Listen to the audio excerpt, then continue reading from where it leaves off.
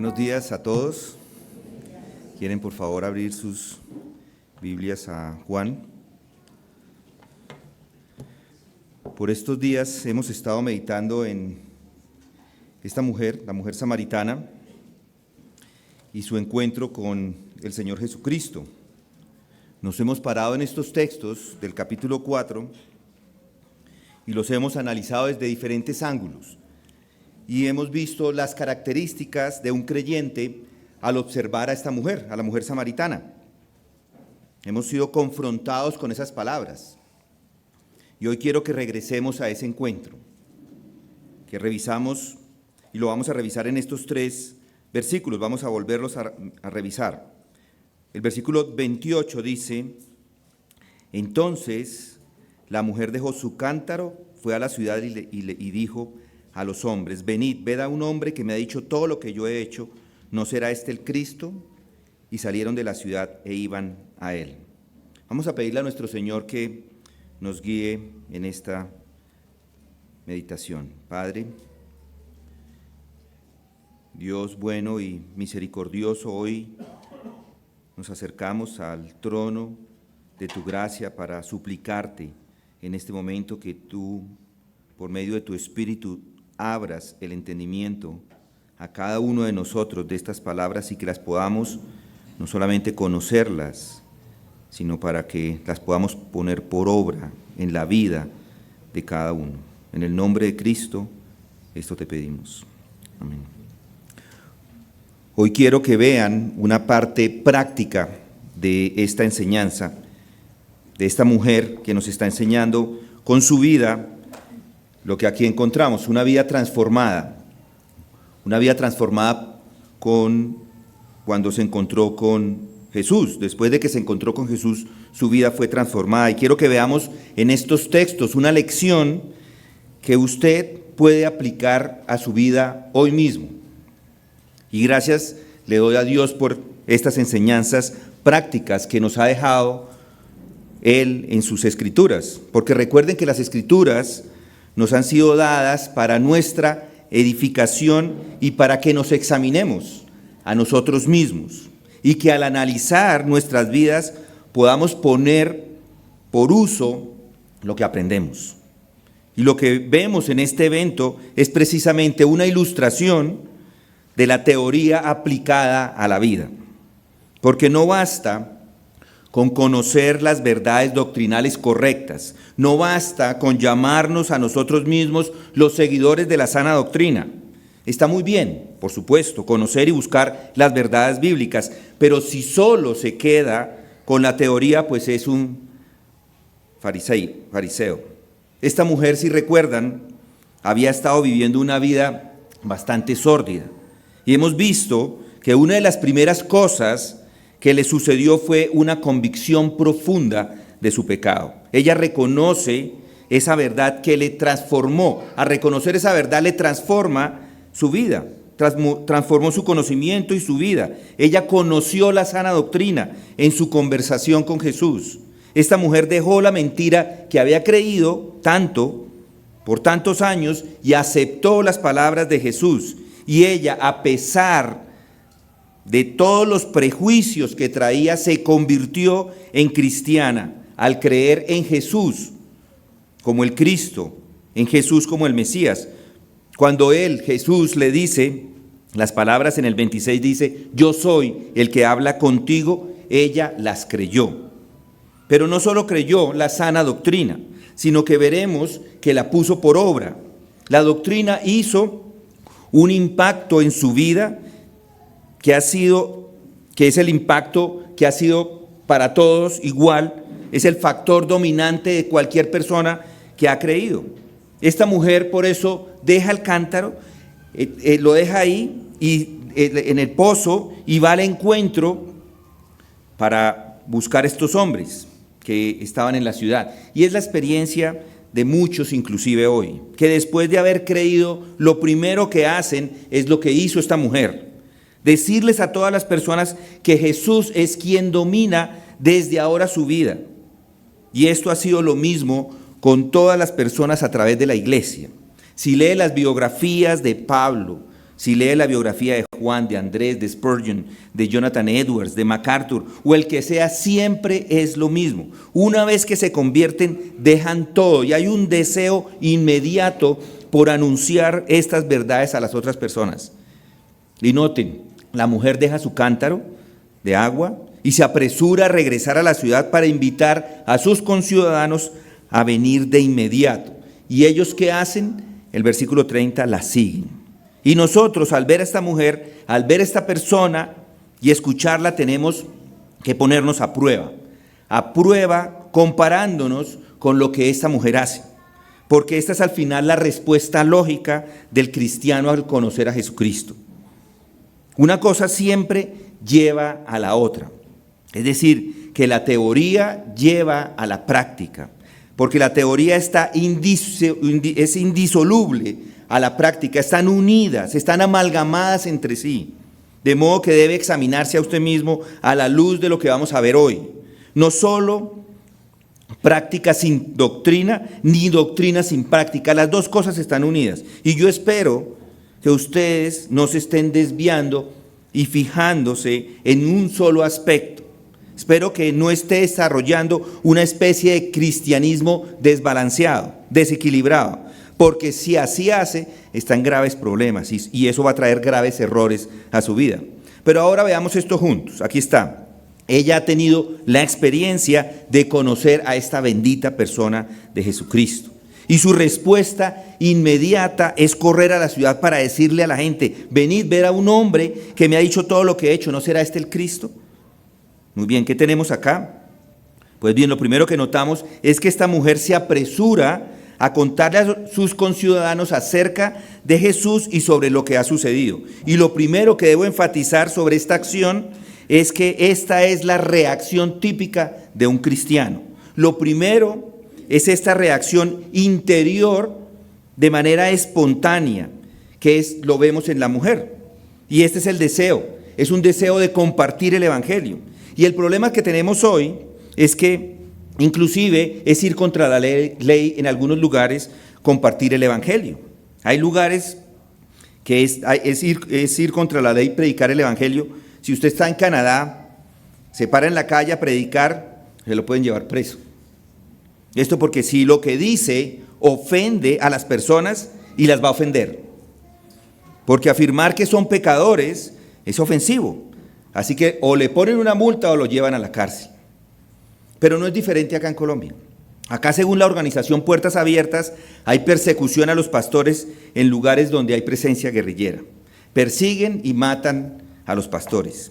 Si quiere puede ir a leer en su página, allí describe la situación acá. Acá en Bogotá no lo sentimos de esa forma, pero la realidad en esos lugares es otra.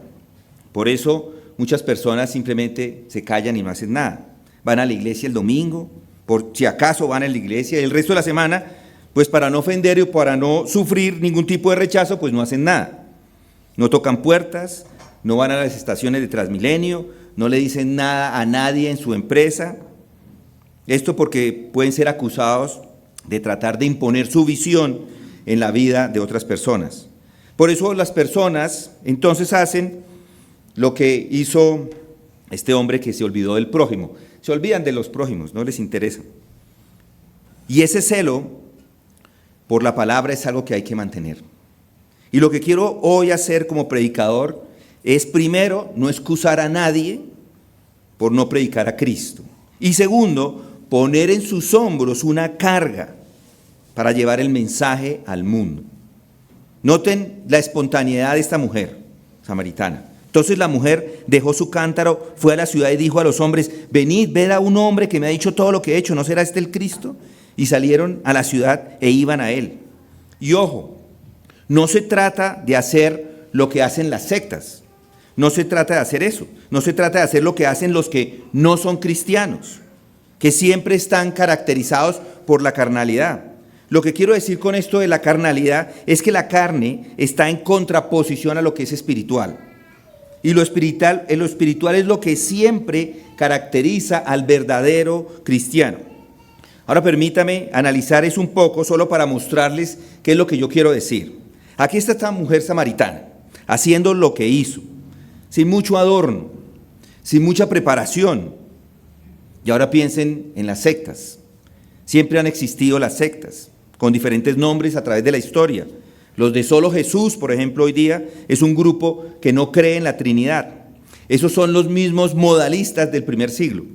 Los judaizantes del libro de Gálatas, que confrontó Pablo y que más tarde se conoció como el arrianismo, hoy son los judíos mesiánicos. Están también las sectas que creen que por sus obras son justificados como los judíos, que rechazaron a Jesús cuando vino. Y los testigos, y los mormones, y los católicos, que son como los seguidores de Marción de Sinope, que cambian las escrituras o adicionan textos a las escrituras. Las sectas siempre las hemos tenido. Enseñanzas falsas y engañosas, similares al verdadero cristianismo, pero no son cristianos, no lo son. Y estas sectas siempre se caracterizan en la forma de acercarse a las otras personas. La primera característica de ellos es que siempre tienen un esquema, un sistema, un método definido que se les impone para ir a los seguidores, para conseguir seguidores. Y todas las personas hacen lo mismo de la misma manera. Son como un disco rayado. ¿Saben qué es un disco rayado? Muchos de ustedes ni siquiera saben qué es eso. No entienda esa expresión, porque no existen, o bueno, hay algunos todavía por ahí, esos discos de acetato que sonaban, cuando se rayaban, volvían y sonaba lo mismo. Así son, como disco rayado. Tienen un patrón, tienen un esquema, hay un entrenamiento para hacer evangelismo. Su gente tiene que ser entrenada y enseñada para hacer eso. Y en primer lugar, hay que instarles a que hagan eso, a que lo hagan y decirles qué es lo correcto o cómo lo deben hacer. Y en el momento que alguien dice que tiene fe en ellos, en ese momento esas mismas personas tienen que salir a conseguir otros adeptos y se les entrena para hacerlos. Ustedes han visto probablemente los testigos de Jehová, de 2 en 2, parados en algunos lugares, o de 2 en 2 tocando las puertas, o los mormones con esas camisetas blancas, con su letrerito acá, su aviso ahí en la camisa que dice Elder. Se les da una fórmula, se les inculca en cierto sentido hacer estos ejercicios evangelísticos para que puedan lograr con lo que hacen de una manera efectiva y eficiente. Y siempre esa es la característica de las sectas. En otras palabras, la gran característica de todo esto es que es algo mecánico, como máquinas. Y notará que si habla con estas personas y si les interrumpe y le hace preguntas, por un momento se quedan perplejos. Por lo general, se les enseñan a ellos cierto número de escrituras y siempre pueden reproducirlas en ese momento, pero dele una que nunca han escuchado, nunca se les ha enseñado a repetir y ahí ya los tiene perdidos. No saben muy bien qué decir y se empiezan a equivocar. Es totalmente mecánico, no hay libertad al respecto. Por eso es algo que se les ha impuesto, algo que aprenden y repiten como loros de manera mecánica. Y luego, la otra característica de las sectas es un celo por hacer proselitismo, es decir, ganar adeptos. Ese parece ser el gran motivo, tener cuántos tiene, cuántos ganó, convencer a la gente para que les sigan. Ya sea convencerlos a las buenas o convencerlos a las malas, como hicieron los católicos por muchos años con la Inquisición. La Inquisición inició en 1184 hasta 1965, 900 años de Inquisición. Fue una persecución, y hay una Inquisición española, pero desde el 1184 hasta 1965 fue una persecución a todos los que no eran católicos romanos, pero principalmente una persecución a los protestantes. Si no se convierte al catolicismo, el católico romano lo castigaba. Es por obligación. Y yo les digo que este celo peculiar es siempre la característica de lo falso. Los fariseos eran grandes proselitistas y los falsos maestros, como nos dice el Nuevo Testamento, en muchos lugares siempre se han caracterizado por eso. Ellos muestran un celo, un entusiasmo y una energía que es bastante asombrosa hasta el momento que empieza a examinar lo que dicen. Lo examina a la luz de la verdad. Y todo eso pertenece a la carne y no al espíritu, por eso digo que son carnales. Pero así no era la mujer samaritana. A nadie la forzó a ella. Ella no estaba buscando adeptos. Observen con atención lo que sucede y noten la espontaneidad de sus acciones. Nadie le dijo a la mujer samaritana que corriera a la ciudad e invitara a la gente a venir a ver al Señor Jesucristo. Nadie lo hizo. Los discípulos no dijeron nada. Ella lo hizo todo por su cuenta. Nadie le obligó a hacerla. Nadie le enseñó. Nadie le dio instrucciones. Nadie le insistió que debería ir. Esto es lo más glorioso y notable de esto. Ella salió de forma espontánea a buscar a estas personas allí en la ciudad. Pero ni siquiera tenía que pensar, ni siquiera pensó que lo estaba haciendo. Y esto quiero que noten, es la gran diferencia, es una diferencia esencial. Y aquí vemos un principio muy importante. El deseo de compartir nace del interior. Ella no está simplemente buscando prosélitos o adeptos, no, ella está buscando que todos vengan a conocer y ver para que Él pueda, Jesucristo, llenarles de su plenitud. No está animada por el deseo de que la secta tenga éxito o de que el número de adeptos sea mayor que antes. Ni siquiera le preocupa que alguien más pueda obtener incluso su experiencia. Solo quiere que vengan y lo ven. Échele un vistazo, es lo que les está diciendo. Escuchen, hablen con Él. Eso es lo que ella estaba haciendo, hablando con Él. Él es el centro de todo y esta es la prueba más valiosa de todas.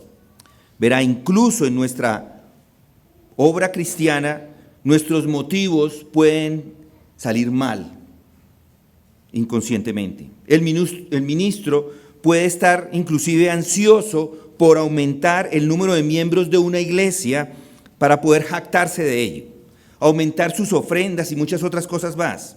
Y la gente de la misma manera puede estar movida por las mismas ideas. Piensan, ok, estamos en una iglesia de sana doctrina.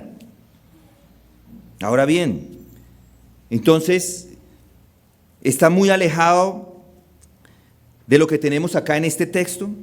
Observen la suavidad de sus palabras, la gloriosa sencillez, espontaneidad, cautivada y capturada por el Señor. Y permítame darles una demostración de lo que estoy diciendo. Lo que quiero decir es que la respuesta cristiana es espontánea. No es buscando traer por traer, no es buscando decir, uy, es que yo, mire cuántos creyentes tengo en mi iglesia. No, tampoco es una respuesta a una amenaza.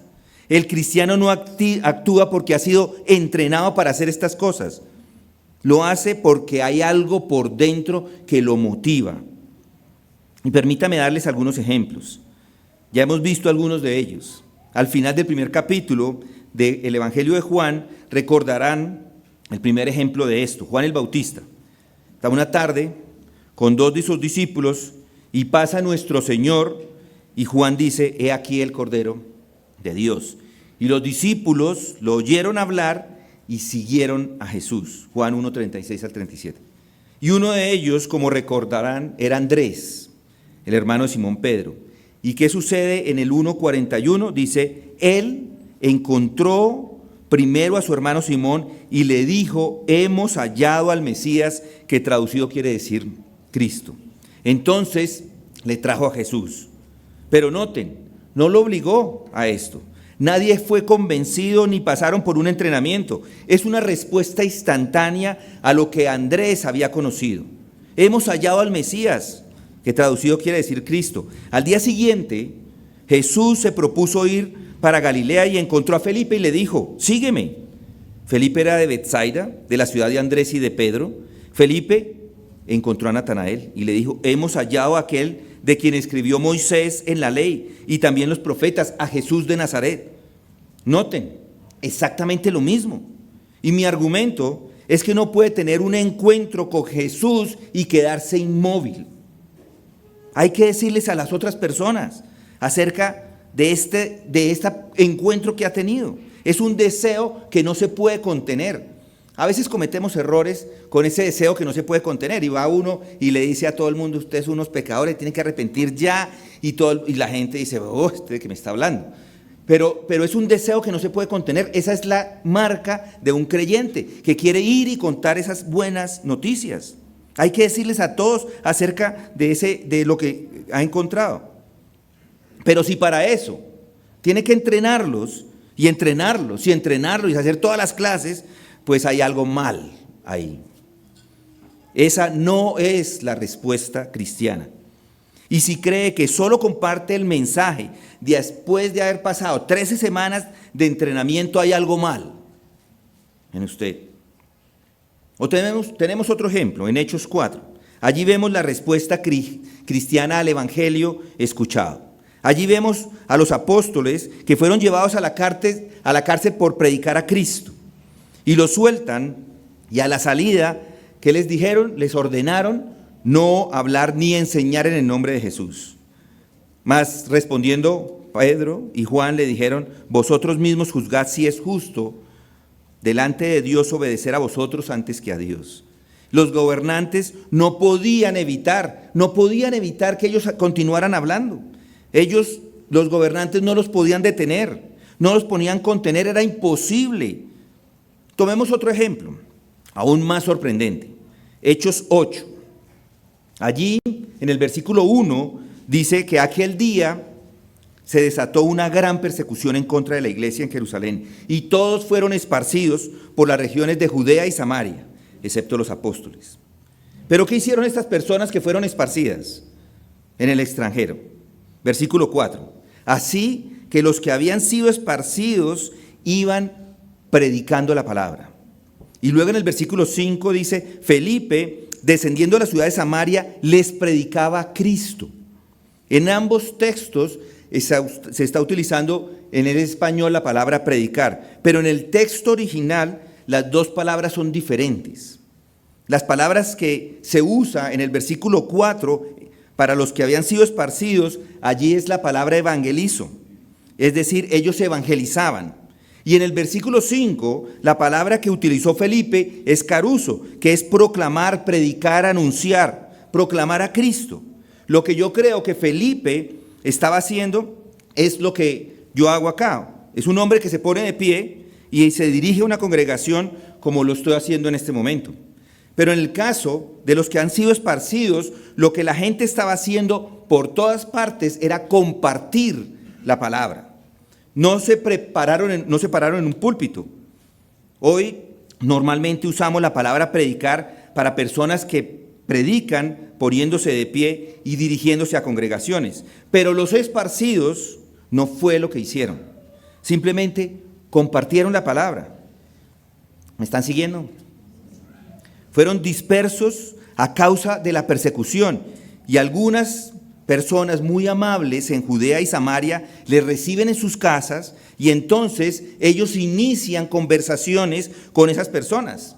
Inician un chat, un WhatsApp en persona, si lo quiere poner así, una conversación sin mucho formalismo, si se quiere, pero eso es lo que hicieron. Por eso dice que se habían esparcido, iban por todas partes predicando la palabra, compartiendo la palabra. En otras palabras, es una respuesta instintiva y característica de un cristiano. El cristiano no puede dejar de hacer eso. Los esparcidos por todas partes no solo hablaron de por qué estaban siendo perseguidos, no solo hablaron por qué estaban huyendo de Jerusalén, sino que querían matarlos por compartir acerca de esta persona y por la experiencia que habían recibido cuando aceptaron a Jesucristo. Así que compartir, como puede ver, no se limita a los apóstoles o a una persona excepcional. Los personas comunes y corrientes, miembros de la iglesia, son los que están compartiendo. No son tampoco personas especiales que en la iglesia que tenían algún oficio especial. No, estos son cristianos regulares. Pero iban por todas partes hablando, compartiendo, contando a la gente de la bendita salvación en Cristo Jesús. Ahora, esto es algo realmente vital a entender. Permítame darles otro ejemplo de lo mismo. Escucha el apóstol Pablo en Romanos 1. Él está escribiendo a la iglesia en Roma y diciéndole a la gente allí acerca de su deseo de estar con ellos. Así es como comienza el capítulo 1, versículo 11. Es lo que él dice allí, dice versículo 11, dice: porque anhelo veros para impartiros algún don espiritual, a fin de que seáis confirmados. Es decir, para que cuando esté entre vosotros, nos confortemos mutuamente, cada uno por la fe del otro, tanto la vuestra como la mía. Y no quiero que ignoréis, hermanos, que con frecuencia he hecho planes para ir a visitaros, y hasta ahora me he visto impedido, a fin de obtener algún fruto también entre vosotros, así como entre los demás gentiles. Tengo obligación tanto para los griegos como para los bárbaros, para los sabios como para los ignorantes. Así que por mi parte, ansioso estoy de anunciar el evangelio también a vosotros que estáis en Roma. Noten, anunciar el evangelio. Es la misma palabra de Hechos 5, evangelizar, compartir el evangelio. De Hechos 4, compartir el evangelio. Pero noten que dice que tiene una obligación. Pablo tiene una obligación de hacer esto, versículo 14. ¿Qué quiere decir eso? Tener obligación. Es la misma palabra de ser deudor, es lo mismo. Lo que quiere decir Pablo es que para él es como una deuda que quiere y que debe pagar. Él siente una presión para hacerlo porque es una deuda. Algunos podrán tener deudas y no sienten ninguna presión, puede ser. Pero él tiene una presión, tiene una deuda que quiere pagar, y esto es lo que encontramos en muchos otros lugares. Tome, por ejemplo, lo que dice Pablo en 1 Corintios 9, la misma idea. Allí dice, en el versículo 16, dice, porque si predico el evangelio, no tengo nada de qué gloriarme, pues estoy bajo el deber de hacerlo. Hay una necesidad que ha sido impuesta. Él siente una obligación de compartir. Pues ay de mí si no predico el evangelio. Porque si hago esto voluntariamente tengo recompensa, pero si lo hago en contra de mi voluntad, un encargo se me ha dado, se me ha confiado. Esa es la manera que lo dice Pablo. No tiene otra opción. No tiene otra opción sino predicar el evangelio.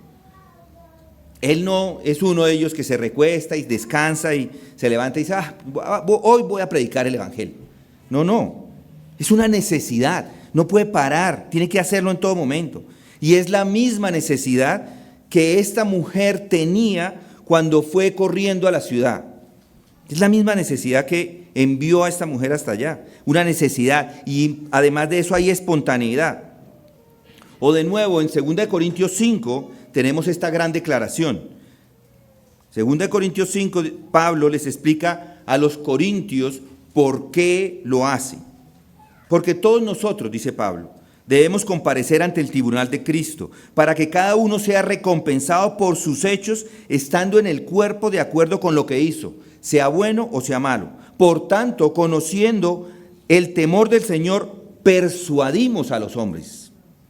Él termina con esta tremenda declaración después en el versículo 14, pues el amor de Cristo nos apremia, dice él. El hecho es, dice Pablo, que el amor de Cristo me controla. Es lo que quiere decir esto de apremio. Eso es todo. Están controlados por ese deseo de compartir. Es como cuando le ponen un tornillo con su tuerca a un pedal de una bicicleta. Pone el tornillo y da vueltas. Lo aprieta, pero por más que esté apretado, lo que haga con eso siempre así está junto, y siempre para poder dar vueltas a ese pedal tiene que tener ese tornillo metido por dentro, firme allí. El tornillo controla los movimientos del pedal. Un pedal no se mueve por sí solo. Siempre hay algo metido, siempre está este tornillo metido allá. Es lo mismo, es la misma idea con el amor de Cristo que controla todos los movimientos del creyente. Es como la adicción que crean algunas medicinas algunas veces. Si no las toma se descontrola. Bueno, es la misma idea. Es algo que hay que hacer, y es predicar a Cristo, porque si no se descompone, si no me enfermo. Así debería estar cada uno. Si no predico a Cristo, me siento mal. Y es lo que vemos por todas partes en el Nuevo Testamento. Pablo lo llama poder, porque no me avergüenzo del evangelio, porque es el poder de Dios para la salvación de todo aquel que cree. No me avergüenzo de compartir las buenas nuevas, porque tienen poder. Y ese poder de Dios es el mensaje. Ese poder de Dios en el mensaje se convierte en la motivación de Pablo. Pablo no quería sino predicar a Cristo. porque tiene poder. En la medida que lo predica, las personas son salvas. Era lo que lo movía a este hombre. A pesar de la vida que vivió, a pesar de recibir azotes sin número de veces, a menudo en peligros de muerte, seguía predicando a Cristo. 5 veces he recibido de los judíos 39 azotes. 3 veces he sido golpeado con varas, 1 vez fui apedrado, 3 veces naufragué y he pasado una noche y un día en lo profundo, con frecuencia en viajes, en peligros de ríos, peligros de salteadores, peligros de mis compatriotas, peligros con los gentiles, peligros en la ciudad, peligros en el desierto, peligros en el mar, peligros con los falsos maestros y en trabajos y fatigas, en muchas noches de despelo, en hambre, en sed y a menudo sin comida, en frío y desnudez. ¿Y qué hacía Pablo? Predicaba a Cristo. Todo esto lo sufrió para compartir la palabra del Señor. Es un deber que está operando en el interior. Esta mujer lo muestra y lo muestra a la perfección.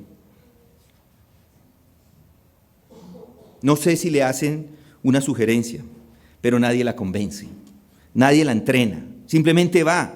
¿Y qué lo impulsa? Esta compulsión interna. Es este elemento poderoso, es esta fuerza dentro de esa persona para compartir la verdad. Y al leer la historia de la iglesia cristiana a lo largo de los siglos, es lo mismo. A medida que lee la vida de individuos, siempre va a encontrar este mismo elemento. Gente común y corriente, todos se comportan de la misma forma. Así es el cristianismo. Piense en esto, ¿cómo cree que el cristianismo se extendió por todo el mundo? ¿Cómo nació la iglesia primitiva? Hombres comunes y corrientes que tenían un deseo en el interior de compartir el evangelio. Así es como se ha extendido muchas veces desde entonces. En tiempos cuando la iglesia es perseguida, inclusive cuando hay persecuciones, cuando la iglesia más crece. Recuerden las palabras de Policarpo antes de ser quemado en la hoguera.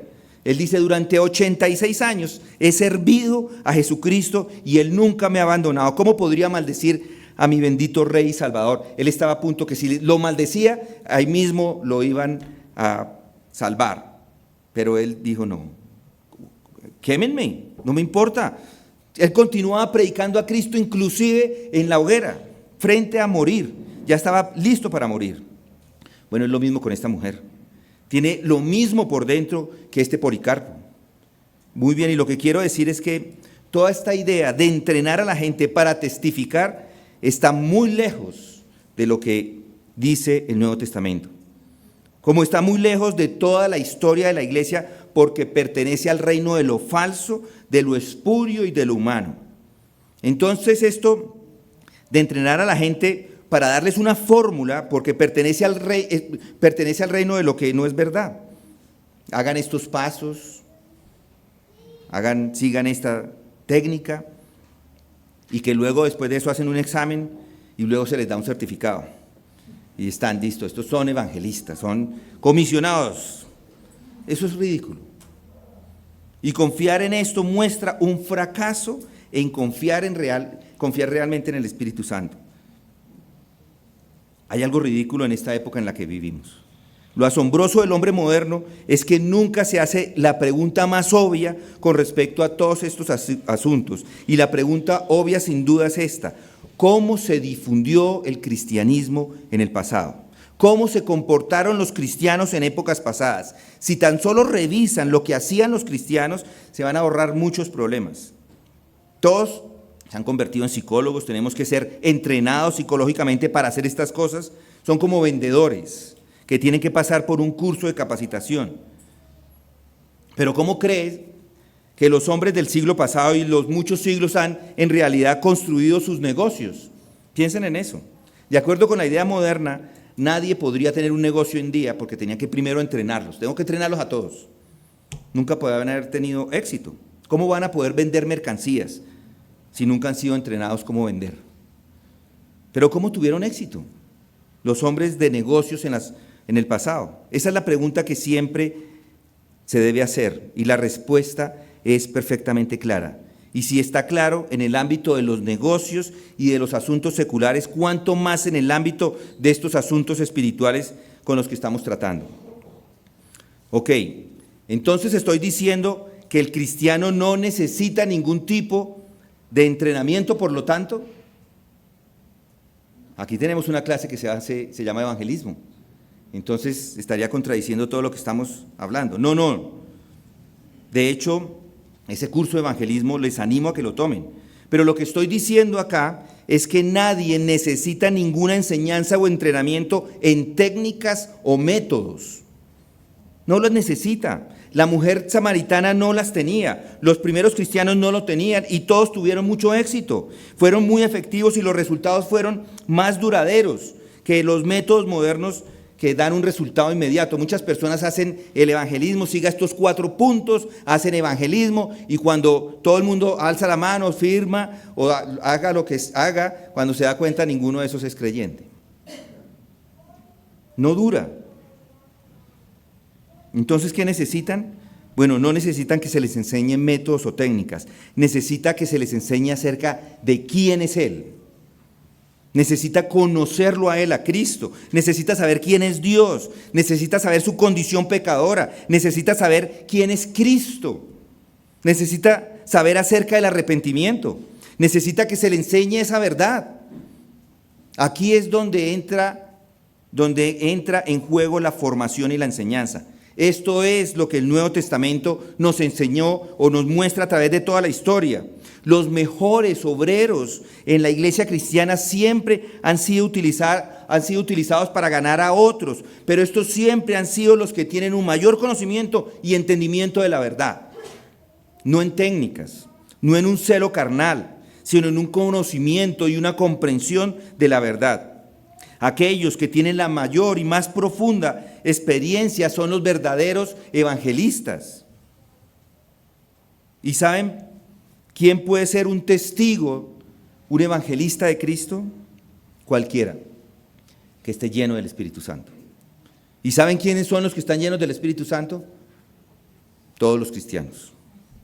Ese es el secreto de los primeros cristianos. Como ha sido el secreto de los cristianos que han sido utilizados desde ese tiempo hasta hoy, por todos los siglos. En tiempos de avivamiento, la gente hace lo que hizo la mujer samaritana. Ese es el secreto. Esa es la clave de todo. Es ese espíritu interior que ilumina la mente, mueve el corazón, le da sabiduría, comprensión, guía y lo dirige a hacer lo que hace. Pero tenga en cuenta que usted nunca va a poder hacer que alguien nazca de nuevo. Puede persuadir a los hombres para que se unan, así como puede persuadir a hombres que compren un producto que usted le venda puerta a puerta, de puerta a puerta. Como puede persuadir a hombres que se unan a un partido político, a una secta.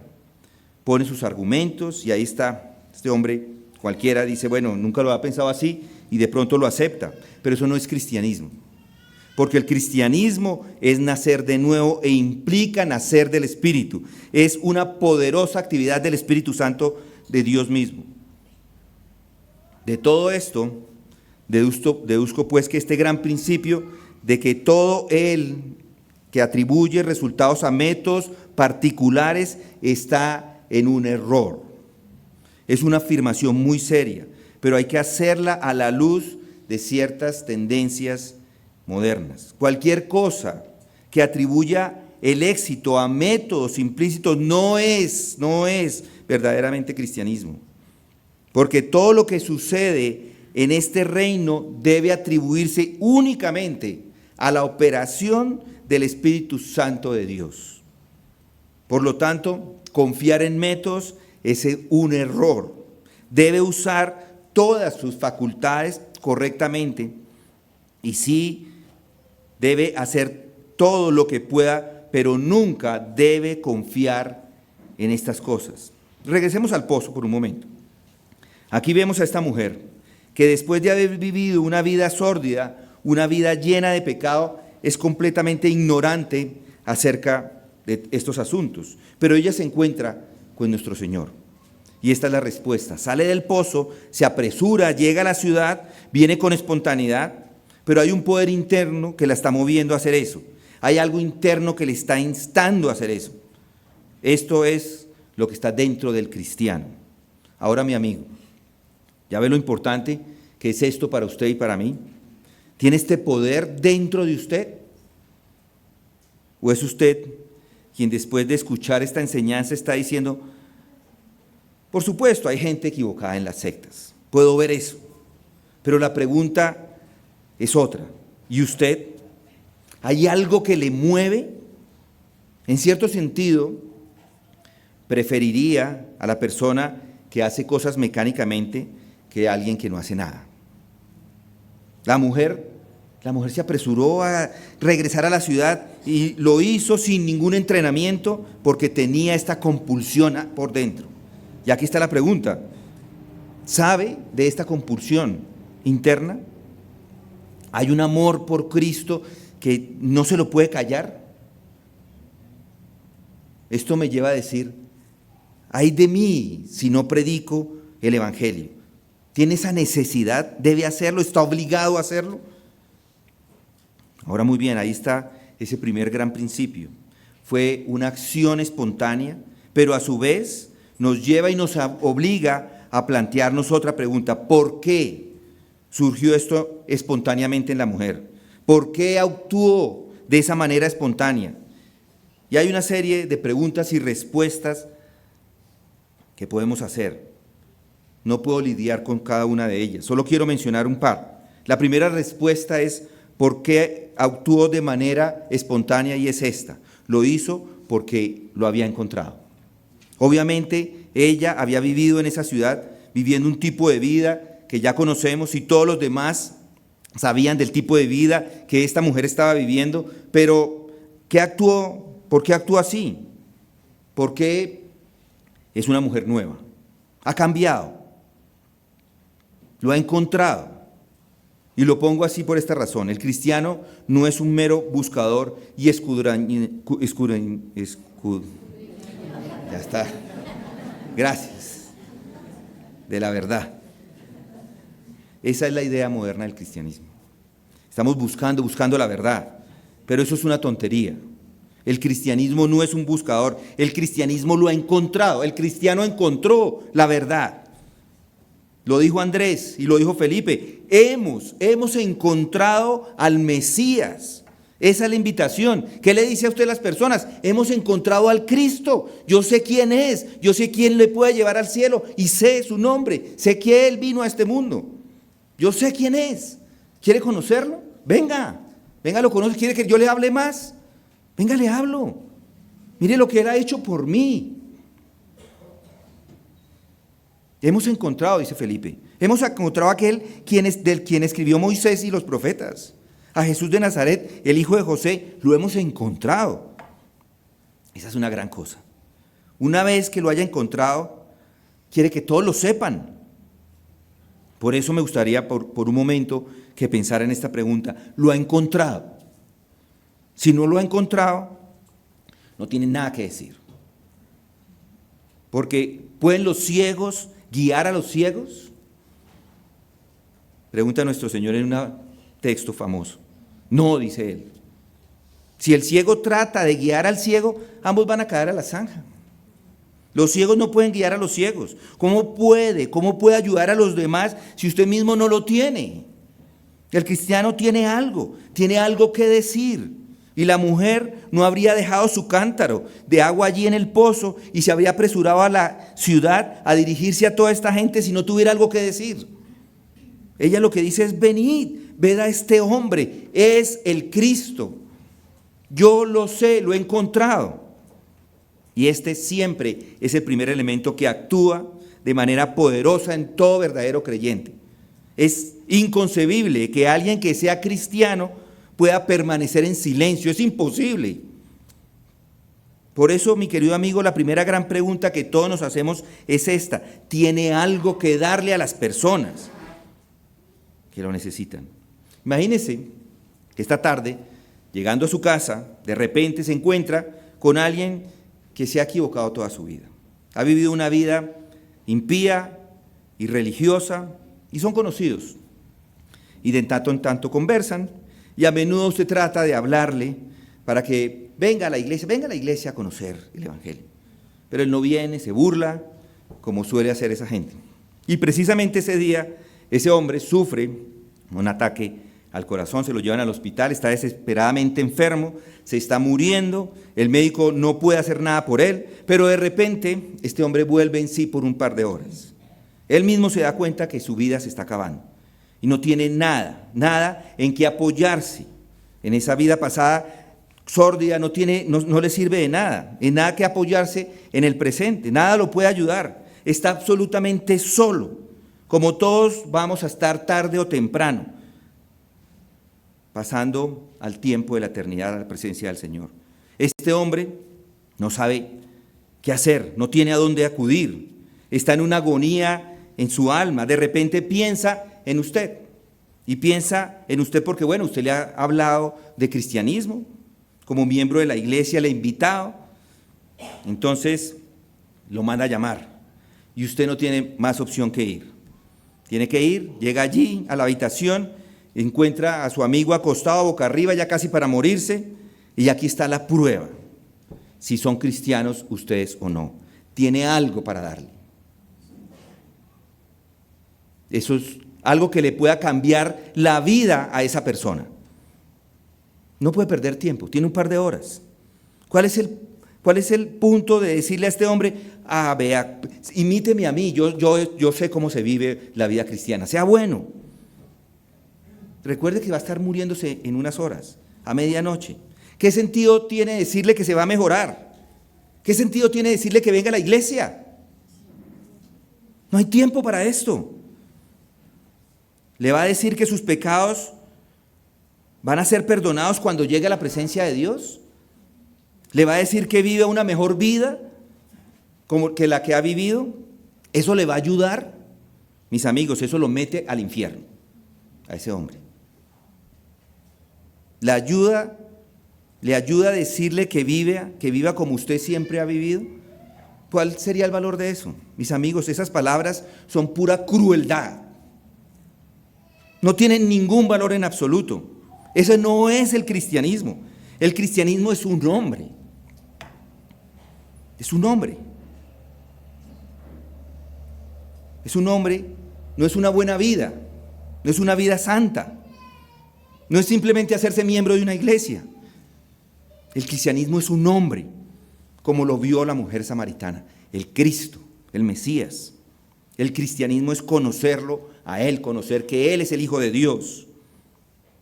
Ella sería capaz de pararse frente a este hombre, pobre hombre, que ya está agonizando, porque no es tarde todavía, no es tarde. Y decirle, vea, tenga esperanza, porque ningún hombre va a ser justificado por sus obras o por su vida, porque todos somos pecadores, le va a decir. Y aún no hay ninguna diferencia al final entre todos nosotros en absoluto, porque todos somos pecadores, pero este es el mensaje, porque de tal manera amó Dios al mundo, que dio a su Hijo unigénito, para que todo aquel que crea no se pierda, mas tenga vida eterna. ¿Cree usted en Él? De nada vale que yo le cuente mi experiencia. La experiencia que hay que contarle es la de Jesucristo, contar su obra, porque no hay tiempo para contar la mía. No hay tiempo para un simulacro, o para citar esto o aquello, o hacerlo mecánicamente. Todo lo que tiene que hacer es hablar de Jesucristo. Háblele de Él, de quién es, de lo que ha hecho, de que esa es la única esperanza que tienen los hombres para poder ser salvos. Él es el único que puede proveer paz y descanso a su alma. El cristiano tiene ese conocimiento, tiene esa información, y como Pablo lo dice en Romanos, porque anhelo veros para impartiros algún don espiritual a fin de que seáis confirmados. Anhelo veros para impartiros y que ustedes transmitan, que ustedes lo cuenten, lo entreguen, lo compartan. Claro, algunos, es claro para algunos, pero muy a menudo la gente no se preocupa por los demás. ¿Y saben por qué? Porque no tienen nada que decirles. Pero si sabe de Cristo, si lo conoce, ¿cómo se puede callar? ¿Cómo se puede abstener y no contar de la gloriosa venida de nuestro Señor Jesucristo a este mundo? Vamos a orar.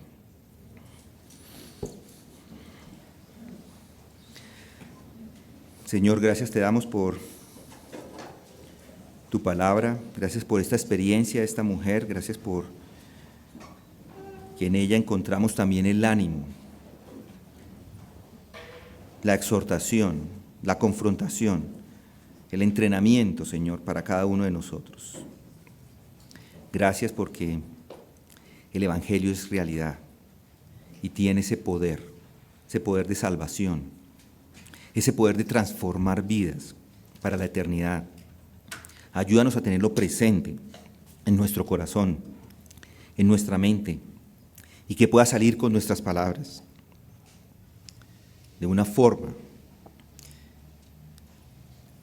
que tú mismo utilices para traer gloria a ti. Sabemos, Señor, que somos imperfectos, que no tenemos a veces la claridad en muchas cosas, pero si conocemos quién eres tú, Señor, ayuda a cada uno de los que aquí están para que puedan compartir ese evangelio de salvación con pasión, con amor, con diligencia. Que no se queden quietos, sino por el contrario que tú, Señor, los muevas a traer esa palabra de verdad a su familia, a sus amigos, sus conocidos, a aquellos que estén en el lecho de muerte, a aquellos que están enfermos para morir pronto. Señor, no permitas que nos callemos cuando tenemos tanto que decir. Y aquellos que no tienen nada que decir también oramos por ellos, para que tú les muestres el verdadero camino de salvación. En el nombre de Cristo oramos. Amén.